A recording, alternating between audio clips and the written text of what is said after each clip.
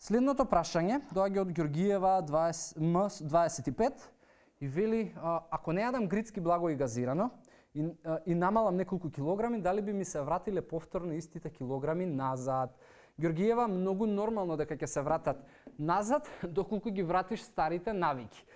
И многу често луѓето ако се врзуваат за можеби практикуваат одредена диета и доколку прекинат со диетата и ги вратат килограмите, обично прстот се вперува кон диетата, тренерот, нутриционистот, продуктот, затоа што некако магично имаат очекувања дека диетата или продуктот е крив бидејќи ги врати килограмите.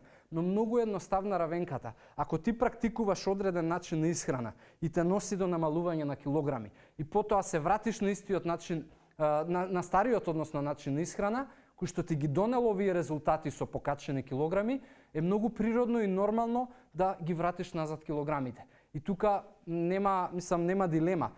Грицките, благото и ова што го зборуваш ти, ако го исфрлиш, да, ќе направиш супер, но пред се треба да си поставиш прашање зошто ти се јавуваат тие потреби за да ги консумираш овие процесирани продукти. И тие потреби се многу тесно поврзани со недостатоците на доволно хранливи вредности. Ако не внесуваш доволно протеин, масти, јагле, хидрати, особено во втората половина на денот, телото е истоштено и бара брза енергија. И таа брза енергија ние ја препознаваме во junk food, односно во процесирана храна, благо, грицки и така натаму.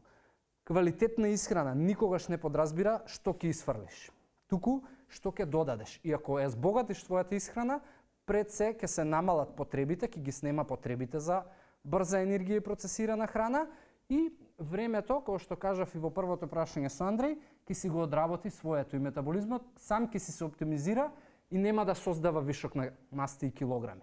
За потоа да немаш потреба да бараш начин како да слабееш.